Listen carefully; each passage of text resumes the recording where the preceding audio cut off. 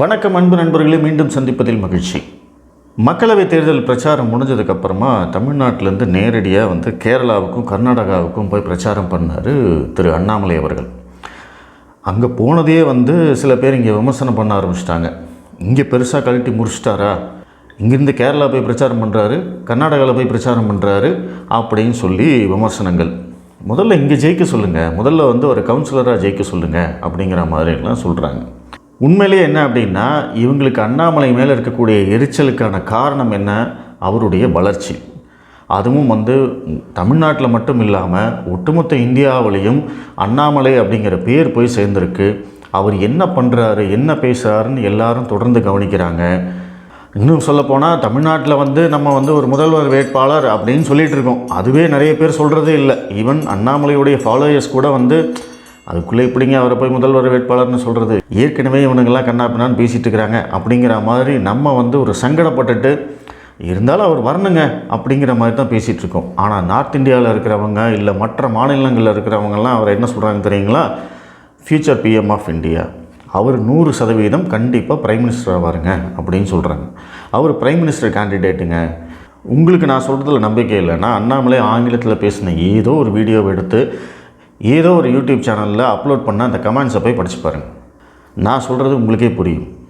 எல்லோரும் ஹரியானாலேருந்து, பீகார்லேருந்து, மகாராஷ்டிராலேருந்து, கோவாலேருந்து, ஆந்திராலேருந்து, கேரளாலேருந்து, ஜம்மு காஷ்மீர் வரைக்கும் அத்தனை பேரும் அத்தனை மாநிலத்தை சேர்ந்தவங்களும் அவரை கவனிச்சிட்ருக்காங்க. அப்படின்னா படித்தவர்கள் மத்தியில் எந்தளவுக்கு அவருடைய புகழ் பரவியிருக்கு, எந்தளவுக்கு அவரை உற்று நோக்குறாங்க, எத்தனை பேர் அவரை ரோல் மாடலாக எடுத்திருக்காங்க, அவர் ஒரு ஐடியலாக எடுத்து அவரை ஃபாலோ பண்ணுறாங்க அப்படிங்கிறது தான் இங்கே முக்கியம். ஆனால் இங்கே இருக்கக்கூடிய இந்த திராவிட கொத்தடிமைகளுக்கு இதெல்லாம் தெரியவே தெரியாது. ஏன்னா அண்ணாமலை பேசுகிறதே அவங்க கேட்குறதில்ல. பெரும்பாலும் அண்ணாமலை என்ன பேசுகிறாரு, ஒரு ப்ரெஸ் மீட் எடுத்தீங்க அப்படின்னா அவரோட ப்ரெஸ் மீட்டு 3/4 மணி நேரம் ஆகும். அதை முழுசாக இவனுக்கு கேட்பானுங்கன்னு நினைக்கிறீங்களா? மாட்டாங்க. சரி, அரசியல் கலப்பு இல்லாமல் எத்தனையோ மேடைகளில் பேசியிருக்காரு. ஆன்மீகத்தை பற்றி பேசியிருக்காரு, கல்வியை பற்றி பேசியிருக்காரு, ப்ளஸ் வாழ்வில் சுய முன்னேற்றங்கள் எப்படி அதை பற்றி பேசியிருக்காரு. இதெல்லாம் இவனுக்கு கேட்டிருப்பானுங்களா? கிடையாது. நீங்கள் கல்வி அப்படின்னு எடுத்துக்கிட்டிங்கன்னாலும் மாணவர்கள் மத்தியில் பேசியிருக்காரு, அரசியல் கலப்பு இல்லாமல் பேசியிருக்காரு. அவருடைய ஐஐடி கலந்துரையாடல், அதாவது பேச்சுன்னு கூட சொல்லக்கூடாது, அது மாணவர்களுடன் கலந்துரையாடிய ஒரு நிகழ்ச்சி. கிட்டத்தட்ட ஒரு 2 மணி நேரம் மாணவர்கள் அத்தனை பேரும் கேள்வி கேட்குறாங்க, அத்தனைக்கும் அவர் பதில் சொல்கிறாரு. அந்த நிகழ்ச்சி முழுக்க ஆங்கிலத்தில் இருக்கிறதுனால, அது ஃப்ரீ டு யூஸ் கண்டென்ட் அப்படிங்கிறதுனால அதை அப்லோட் பண்ணாத யூடியூப் சேனலே கிடையாது. அதுதான் உண்மை. அந்த 2 மணி நேரம் இவங்க உட்காந்து பார்த்துருப்பாங்கன்னு நினைக்கிறீங்களா? கண்டிப்பாக கிடையாது. அதுக்கு முன்னாடி போன வருஷமே இந்த எண் மக்கள் யாத்திரை தொடங்குறதுக்கு முன்னாடியே பார்த்தீங்க அப்படின்னா, இங்கே இருக்கக்கூடிய யூபிஎஸ்சி ஆஸ்பிரண்ட்ஸ், அதாவது இந்த சிவில் சர்வீசஸ்க்காக தயாராகிட்டு இருக்காங்க இல்லைங்களா, அவங்க முன்னாடி பேசியிருக்காரு. ப்ளஸ் சிஏ ஸ்டூடெண்ட்ஸ் அவங்க தயாராகிட்டு இருப்பாங்க இல்லைங்களா, ப்ரொஃபஷனல்ஸ்க்காக, அவங்களுக்கு முன்னாடி பேசியிருக்காரு. டாக்டர்ஸ்க்கு முன்னாடி பேசியிருக்காரு. தொழில்துறையினர் மத்தியில் அவர் உரையாடி இருக்காரு. இந்த தேர்தலில் எடுத்துக்கிட்டிங்கன்னா கோயம்புத்தூரில் இந்த பில்டர்ஸ் இந்தியான்னு சொல்லிட்டு, இந்த கிரெடாயின்னு சொல்லிட்டு ஒரு அமைப்பு இருக்குது, அவங்க முன்னாடி பேசியிருக்காரு. அதற்கு பிறகு இந்த தொழில்துறை அமைப்பு ICCI அப்படின்னு சொல்லிட்டு கோயம்புத்தூரில் ஒரு அமைப்பு இருக்குது, கோவையுடைய ஒரு தொழில் அமைப்பு. அவங்க இந்த 3 வேட்பாளரையும் கூப்பிட்டம்போது இவர் தான் போய் தைரியமாக நின்று அந்த இடத்துல ஒரு ப்ரெசன்டேஷன் கொடுத்துட்டு வந்தார். நான் வந்தால் கோயம்புத்தூருக்கு என்ன மாதிரிலாம் செய்வேன், கோயம்புத்தூருடைய பிரச்சனைகள் என்ன, அதற்கான தீர்வுகள் என்ன, என்னால் என்ன செய்ய முடியும் அப்படிங்கிறது அத்தனையுமே அங்கே போய் பேசிட்டு வர்றாரு. இது இவனுங்கெல்லாம் கேட்டிருப்பாங்கன்னு நினைக்கிறீங்களா? வாய்ப்பே கிடையாது. ஆனாலும் அண்ணாமலை என்ன பேசினாலும் பொய்ங்க, அவர் பொய் தாங்க பேசுகிறாரு அப்படின்னு ஒரு நெரேட்டிவ் அந்த திமுக ஐடி விங் செட் பண்ணுவாங்க. இப்போ அவர் ஏதாவது வருடங்களை தவறாக குறிப்பிட்டுருவார், இல்லை பெயரை தவறாக குறிப்பிட்டுருவார். பார்த்தீங்களா, இதை எடுத்து பார்த்தீங்களா அண்ணாமலை பொய் சொல்கிறாரு. ஏன்னா ஒரு நாளைக்கு 2 ப்ரெஸ் மீட் கொடுக்குறாரு அவர். அது இல்லாமல் ஏதோ ஒரு மேடையில் ஏதாவது பேசிடுறாரு. எண் மக்கள் யாத்திரையில் பொறுத்த வரைக்கும் பார்த்தீங்க அப்படின்னா ப்ரெஸ் மீட் மட்டும் இல்லாமல் 2 இடத்துல ஒரு பொதுக்கூட்டம் மாதிரி அவர் பேசுகிறாரு. இத்தனையும் ஃபாலோ பண்ணி கடந்த 6 மாதத்தில் அண்ணாமலை தவறாக பேசின சில விஷயங்கள் அப்படின்னு நீங்கள் எடுத்திங்கன்னா 1ஓ 2ஓ தான் தேரும். எல்லா மனிதர்களுக்கும் ஏதோ ஒரு தவறு செய்யக்கூடியது தான், அதெல்லாம் சிறு தவறுகள். நெக்ஸ்ட் டேவே அவர் திருத்தியிருக்காரு. நெக்ஸ்ட் டேவே பார்த்தீங்கன்னா அதற்கான விளக்கம்லாம் கொடுத்துருக்காரு. இல்லை நான் இந்த மாதிரி ஏதோ தப்பாக சொல்லிட்டேன் அப்படிங்கிற மாதிரி சொல்லியிருக்காரு. ஆனால் இவனுங்க அதெல்லாம் எடுத்து பாத்தியா இவன்லாம் IPS படிச்சிட்டான் அப்படின்னு கிண்டல் பண்ணுறது மட்டும்தான் இந்த திராவிட கூட்டத்துடைய வேலை. ஆனால் இப்போ என்னாச்சு அப்படின்னா, இவனுக்கு கிண்டல் பண்ணுறதுக்கு கூட அவர் வந்து கண்டென்ட் கொடுக்க மாட்டேங்கிறார். அந்தளவுக்கு வந்து ஃபாஸ்ட்டாக போயிட்டுருக்கிறாருன்னா பார்த்துக்கோங்களேன். இவரை ஏன்னா இப்போ நம்ம ரெகுலராக நம்மலாம் அண்ணாமலையை ஃபாலோ பண்ணிகிட்டு இருக்கிறவங்களுக்கு தெரியும். அவர் ப்ரெஸ் மீட்டில் என்ன பேசுகிறாரு, ப்ளஸ் பொதுக்கூட்டங்களில் என்ன பேசுகிறாரு, வேறு எங்கே போகிறாரு, இப்படிங்கிறதெல்லாம் நம்ம ஃபாலோ பண்ணி அவர் வந்து பேசிட்டு போயிடுறாரு. அவரை நம்மளால் தான் ஃபாலோ பண்ண முடியல. டெய்லியே வந்து இத்தனை வீடியோவை நம்ம பார்க்க வேண்டியிருக்கு. தினசரி அண்ணாமலையை ஃபாலோ பண்ணுறோம். அண்ணாமலை எங்கே போகிறாரு, என்ன பேசுகிறாரு அப்படிங்கிறத அவரை தெரிஞ்சுக்கிறதுக்கு நம்மளுக்கே கொஞ்சம் கஷ்டமாக இருக்குது. ஆனால் இவங்க வந்து பார்த்திங்கன்னா இந்த திமுக ஐடிவிங் சொல்கிறத மட்டும்தான் நம்புவாங்க. இவங்களாம் வந்து அண்ணாமலை பேசுகிறதையெல்லாம் ஃபாலோ பண்ண போகிறாங்க, வாய்ப்பே கிடையாது. ஸோ அதனால் வந்து அவர் வந்து ஜெட் வேகத்தில் போயிட்டுருக்காரு அப்படிங்கிறது உண்மை. அதுவும் இல்லாமல் இவங்களை வந்து கதற விடணும் அப்படிங்கிறதுக்காகவே பாஜக என்ன பண்ண போகிறாங்க, கேரளா கர்நாடகாவில் மட்டும் அண்ணாமலை இறக்க போகிறதில்ல, தென் மாநிலங்கள் அடுத்தடுத்த பேஸ் எலெக்ஷனுக்கும் வந்து பார்த்திங்கன்னா அண்ணாமலை பிரச்சாரத்துக்கு போக போகிறாரு. அதுதான் உண்மை. இது நான் வந்து இதுக்கு முன்னாடியே சொல்லியிருக்கேன். தமிழ்நாட்டில் மட்டும் இல்லைங்க, எப்படி வந்து மோடி எல்லா மாநிலங்களுக்கும் போய் பிரச்சாரம் பண்ணுறாரோ அதே மாதிரி அண்ணாமலை அவர்களும் எல்லா மாநிலத்துக்கும் போய் பிரச்சாரம் பண்ணத்தான் போகிறாரு. இது நடக்கத்தான் போகுது. இதையும் இவங்க கண்ணால் பார்க்கத்தான் போகிறாங்க. அண்ணாமலையால் ஜெயிக்க முடியுமா, அண்ணாமலையால் ஓட்டு வாங்க முடியுமான்னா அண்ணாமலை வந்து ஒரு மிகப்பெரிய சக்தியாக இங்கே வளர்ந்து கொண்டு இருக்கிறார் அப்படிங்கிறது தான் உண்மை. அதை இவங்க நினச்சாலாம் தடுக்கவே முடியாது. யூடியூப்பில் கமெண்ட் போடுறவங்கெல்லாம் வந்து தமிழ்நாட்டு மக்களை தான் திட்டுறாங்க. நீங்கள் மட்டும் அண்ணாமலையை தேர்ந்தெடுக்கலை, உங்களுக்கெல்லாம் காமன் சென்ஸ் இருக்கான்னே சந்தேகமாக இருக்கும்யா அப்படின்னு திட்டுற அளவுக்கு தான் இன்றைக்கி இருக்குது. அது உண்மைதான். சரி, உங்கள் கண்ணு முன்னாடி வந்து ஒரு 2 பேர் இருக்காங்க. ஒருத்தன் வந்து அரசியல் பண்ணி படம் தின்னு கொட்டை போட்டு சொத்தாக சேர்த்து வச்சுருக்கிறான். இன்னொருத்தன் வந்து நல்லா படிச்சிருக்கிறான், ஐபிஎஸ்ஸாக வேலை பார்த்துருக்கிறான், 10 வருஷம் ட்ராக் ரெக்கார்டு இருக்குது. ஒரு குற்றச்சாட்டு என் மேலே சொல்லுங்கன்னு அவர் சொடக்கு போட்டு சொல்கிறாரு. இவனுங்களால் இப்போ வரைக்கும் சொல்ல முடிஞ்சதா? அவர் வந்து அரசியலுக்கு வந்து 3 வருஷம் ஆச்சு. 3 வருஷமாக கர்நாடகாவில் போய் இவனுங்களாம் தோண்டாமையாக இருப்பாங்க? எல்லாம் தோண்டி பார்த்துட்டாங்க, ஒன்றும் கிடைக்கல.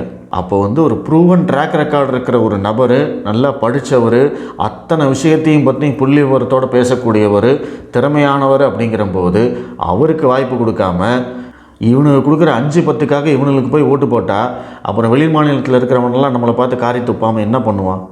கண்டிப்பாக கேள்வி கேட்கத்தான் செய்வான், கண்டிப்பாக கிண்டல் பண்ணத்தான் செய்வான். அது உண்மை தான். இந்த மாற்றத்துக்காக நம்ம வந்து எத்தனை நாளாக வெயிட் பண்ணிகிட்டு இருக்கோம்.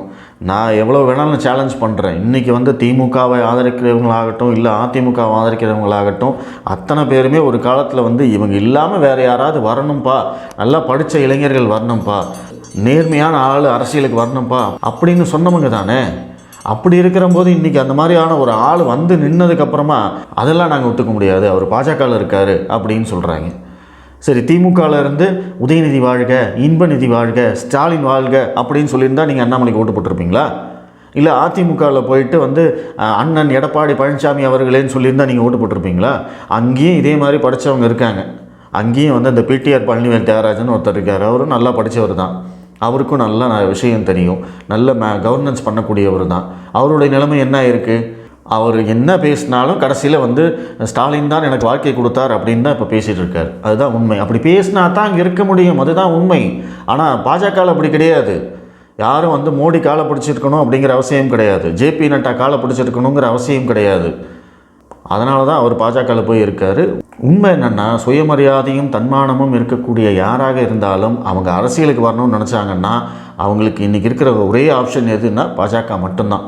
நீங்கள் திமுகவாகட்டும், அதிமுகவாகட்டும், நாம் தமிழர் கட்சியாகட்டும், காங்கிரஸ், கம்யூனிஸ்ட், நீங்கள் எதை எடுத்துக்கிட்டிங்கனாலும் சரி, எங்கேயுமே போனாலுமே சுயமரியாதையோ தன்மானத்தோடையோ நீங்கள் இருக்கவே முடியாது அப்படிங்கிறது தான் உண்மை.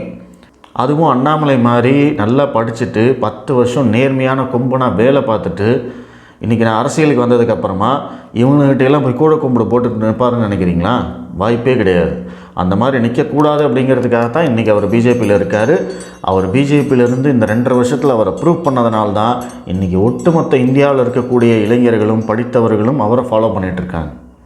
சும்மா ஒன்றும் இல்லைங்க. இன்றைக்கி கோயம்புத்தூரில் அவர் போட்டி போடுறாரு அப்படின்னு சொன்ன உடனே ஃபஸ்ட்டு வந்து அவர் கேட்டது எனக்கு வாலண்டியர்ஸ் குரூப் வேணும்னு கேட்டாங்க. ஒரு 10,000 பேர் வந்தாங்க, நாங்கள் வந்து வேலை பார்க்குறோம் உங்களுக்காக அப்படின்னு சொல்லிட்டு. இந்தியாவிலேயே வேறு எந்த வேட்பாளருக்கும் அந்த மாதிரி வந்திருக்கிறதுக்கான வாய்ப்புகளே கிடையாது. அது இல்லாமல் அவருக்காக வேலை பார்க்குறதுக்கு எங்கேருந்தெல்லாம் வந்தாங்க தெரியுங்களா? லண்டன்லேருந்து ஒரு டாக்டர் அவருடைய வேலையை விட்டுட்டு நான் அண்ணாமலைக்காக வந்து வேலை பார்க்குறேன்னு வந்தாங்க. கர்நாடகாவிலேருந்து 2 பசங்க, அவர் கர்நாடகாவில் வேலை பார்த்துருக்காரு, அங்கே வந்து அவரை பிடிச்சிருக்கு. அவர் இங்கே தமிழ்நாட்டுக்கு வந்தாச்சு, 4 வருஷம் ஆச்சு, இங்கே வந்து அரசியலில் இருக்கார். ஆனால் அந்த 2 பசங்களும் பைக் எடுத்துகிட்டு நேராக இங்கே கோயம்புத்தூர் வந்துட்டாங்க. யாரை பார்க்குறது என்ன பண்ணுறதுன்னு எதுவுமே தெரியாது. ஆனால் அவங்களுக்கு தெரிஞ்சதெல்லாம் என்ன, அண்ணாமலைக்காக ஏதாவது ஒர்க் பண்ணுங்க அப்படின்னு சொல்லி வந்து கடைசியில் அந்த பணிமனை அப்படின்னு சொல்லுவாங்க இல்லையா, காரியாலயம், இந்த தேர்தல் அலுவலகம்னு சொல்லுவாங்க இல்லைங்களா, அங்கே போய் பார்த்து அங்கே ஒருத்தர்கிட்ட சொன்னதுக்கப்புறமா சரிப்பா இங்கேயே இருந்து நீங்கள் பண்ணுங்கப்பா அப்படின்னு சொல்லியிருக்காங்க. இன்னொருத்தர் வந்து பார்த்திங்கன்னா மிசிசிப்பியில் சாஃப்ட்வேர் இன்ஜினியராக இருக்கார். அவர் வேலையை விட்டுட்டு இங்கே வந்து தினமும் அண்ணாமலைக்காக வேலை பார்க்குறேன் அப்படின்ட்டு இருக்கார். இது மட்டும் கிடையாதுங்க, தமிழ்நாடு முழுவதும் மற்ற மாவட்டங்களில் மற்ற தொகுதிகளில் இருக்கக்கூடிய தனிநபர்கள், தன்னார்வலர்கள், அவங்கெல்லாம் யார் என்னன்னு கேட்காம நேரடியாக வந்து கோயம்புத்தூர் வந்து இங்கே இருக்கக்கூடிய பாஜகவினரை காண்டாக்ட் பண்ணி நாங்கள் அண்ணாமலைக்காக போய் ஓட்டு கேட்கணும், எங்களுக்கு ஏதாவது ஒரு வழி பண்ணி கொடுங்க அப்படின்னு சொல்லி இங்கே இருக்கிறவங்ககிட்ட வீடு வீடாக போய் ஓட்டு கேட்டவங்களையும் நான் பார்த்துருக்கேன். ஆட்டோவில் போய் ரோடாக போய் பேசினவங்களையும் நான் பார்த்துருக்கேன். இதெல்லாம் யாருக்கு கிடைக்கும்னு நினைக்கிறீங்க? திமுகலையோ அதிமுகலையோ இருக்கிற ஒருத்தனுக்கு வந்து இந்த மாதிரி யாராவது செஞ்சுருக்காங்கன்னு யோசிச்சு பாருங்கள். இதெல்லாம் வந்து மாபெரும் தலைவர்களுக்கு நடந்திருக்கு, எம்ஜிஆருக்கு நடந்திருக்கு, ஜெயலலிதாவுக்கு நடந்திருக்கு. ஏன்னா அவங்கெல்லாம் மக்கள் மனசை வென்றவர்கள். அவங்க மேலே வந்து 1000 விமர்சனங்கள் இருக்கலாம், குற்றச்சாட்டுகள் இருக்கலாம், அதெல்லாம் வேறு விஷயம், அதெல்லாம் தனியாக வச்சிடலாம். ஆனால் இன்றைக்கும் அவங்க பேரை சொன்னால் மக்கள் மனசில் ஒரு மலர்ச்சி இருக்கும், மக்கள் முகத்தில் வந்து ஒரு மலர்ச்சி இருக்கும். அதுதான் உண்மை. அந்தளவுக்கு வந்து அவங்க பேரில் மரியாதை இருக்கும். அந்த மரியாதையை கிட்டத்தட்ட 3 வருஷத்துக்குள்ளே இந்த அண்ணாமலை அவர்கள் ஏற்படுத்தியிருக்காரு. தன்னுடைய உழைப்பாலையும் தன்னுடைய திறமையாலையும் தன்னுடைய அறிவாலையும் அவர் ஏற்படுத்தியிருக்காரு அப்படிங்கிறது தான் உண்மை.